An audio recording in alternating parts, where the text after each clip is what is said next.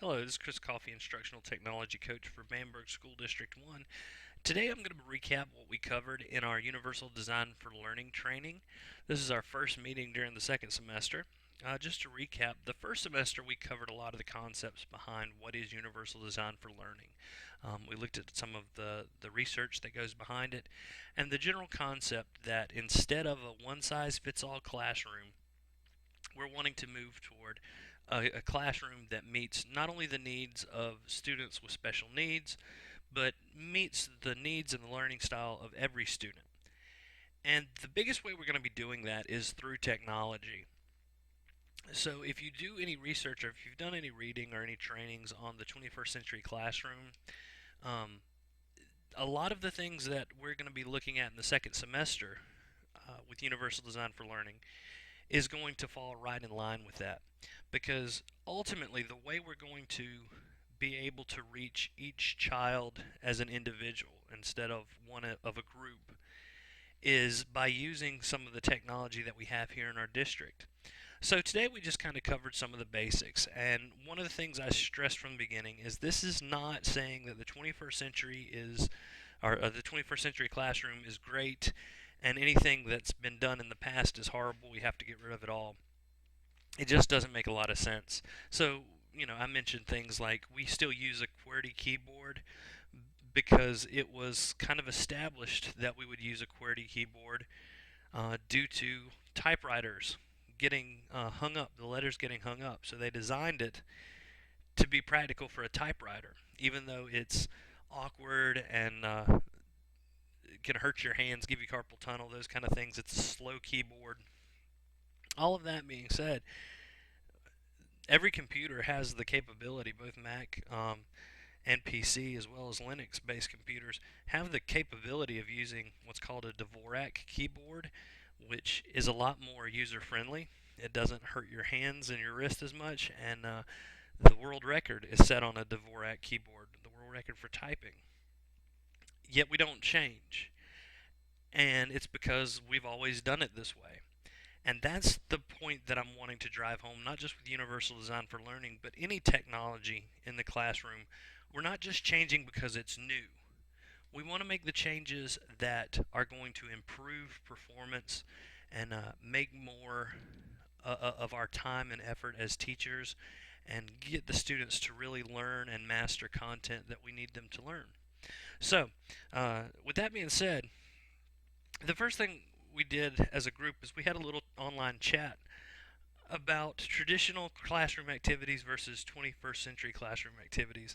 And the first one I've done as an example, multiple choice test on paper or Scantron. This is something that's been done for decades now, and for a long time it worked out well. And some of its benefits being similar to standardized test and easy to grade. But when you start giving multiple versions, it becomes a little bit harder to grade and a little bit less practical to do per every test that way. And if you go beyond one or two tests or versions of the tests, it can really take longer to grade than if it were just a standard test. So it does have its drawbacks as well. Now, with the 21st century classroom, multiple choice are test on online or with clickers. Here in Bamberg, we use the CPS systems, the CPS Plus remotes. Their benefits, they give easy to give multiple versions of test. You can give every student either the same questions in different orders or multiple choice answers being in a different order, or you can give completely different tests to every student in your class if you'd like. And it's instantaneous grading. This allows for students to know how they've done, and it allows you as the teacher to know before the students have even left the class after taking a test whether or not they've mastered the material. And one of the things I didn't put on here is most of the software for online tests or the clickers allow you to pull other information such as demographics or standards analysis. So you can get a lot more information from an online or any form of digital test than the traditional paper test. The drawbacks is you do have to put a little bit more prep time in order to get it set up properly, and it's not always available to either get in the lab or to check out the clickers or whatever you need to do. So there are some drawbacks to that as well.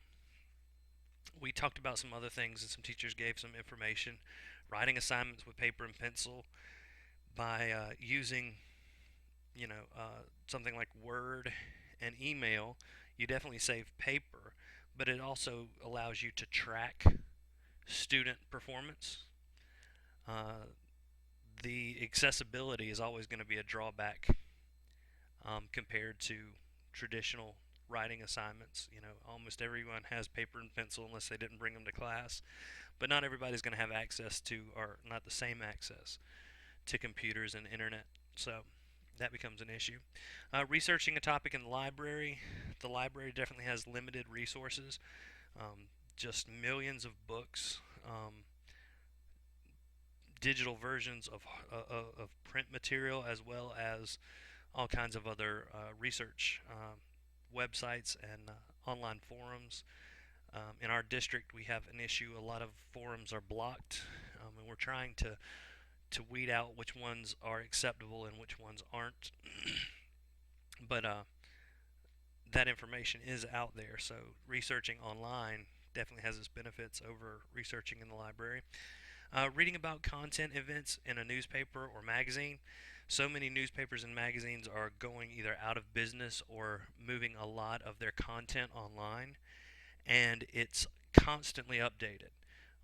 A newspaper that was printed overnight or early in the morning hours, by the next day, by that afternoon, the content is already old. Whereas if you go directly to that website, if there have been any changes in the news, you can see those almost instantaneously. And giving oral presentations in class, students or people, middle, high school, even some elementary school kids, create videos and post them on YouTube. They do video blogs and different things. So we could do that kind of thing. And not only does it cover the same content as far as public speaking, making sure the research was done properly, can you form an argument, all of that good stuff. It also gives them an opportunity to kind of showcase what they've learned to a much broader audience. So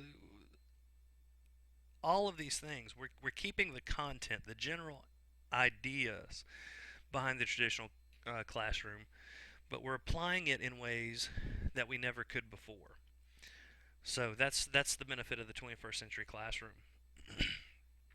Kind of a comparison of the two.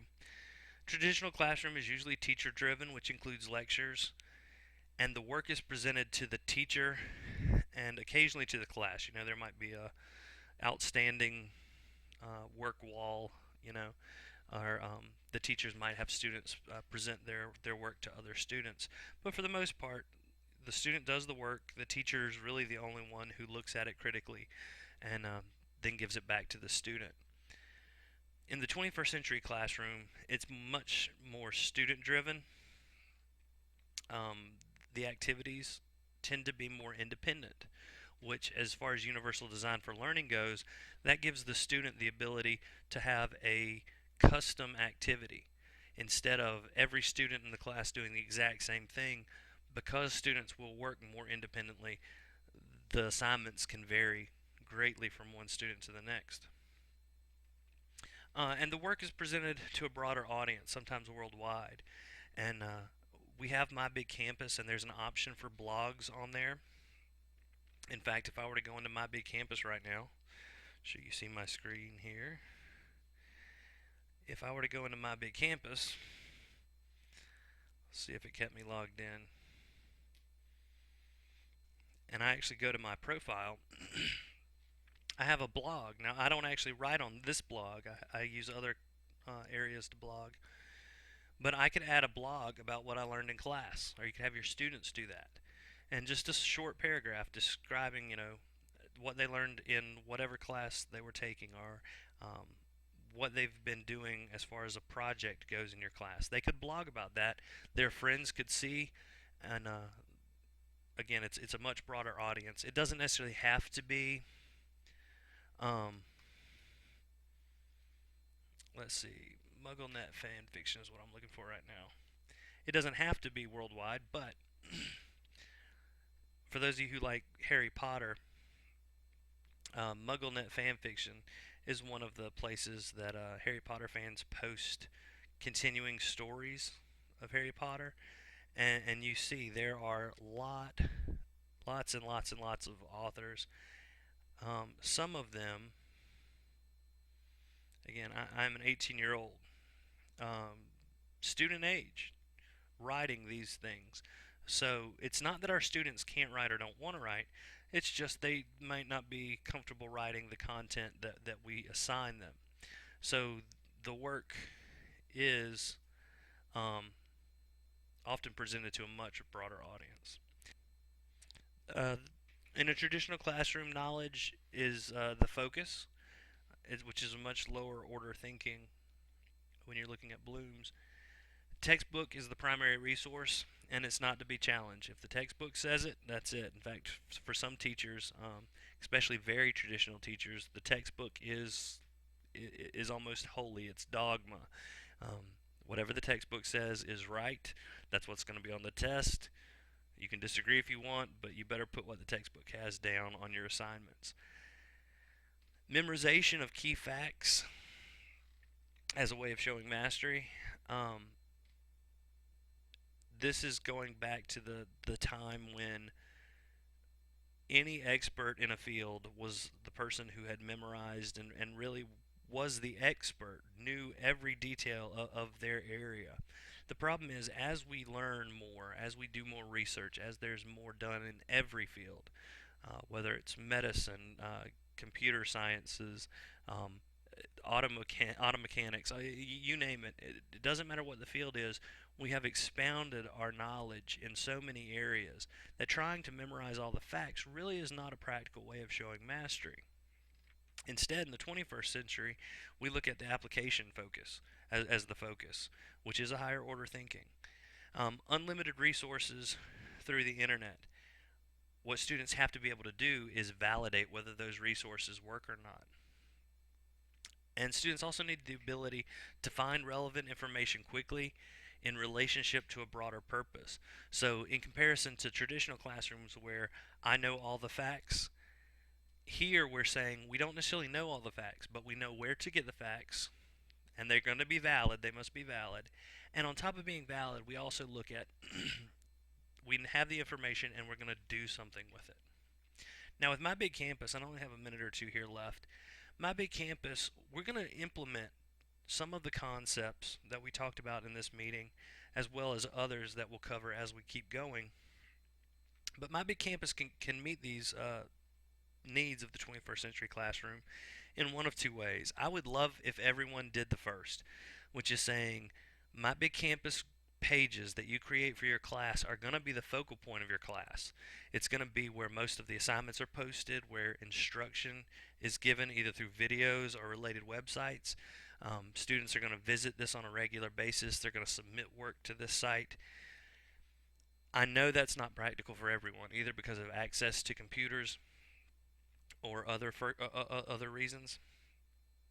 But even if you're the kind of teacher who doesn't have the ability to take your classes to the lab on a regular basis, or you don't have access to the netbooks and those kind of things, I would encourage you to at least use it as a support for the class. About half of our student population has access to the internet, and although it's fine for them to come and ask you for help and you give them help, we don't want to continuously spoon feed our children, our students. We want them to learn how to access information themselves and take that in, because when they get off to college or they go into a career, that's what's going to be required, and we want them college and career ready. So at the bare minimum, I want your class pages to be support documents, websites, videos, things that will help them study for your class to gain better mastery of the content. We will have other videos posted about what's to be required over the next couple weeks. If you have any questions until then, please feel free to email me. My email is ccoffee@bamberg1.net.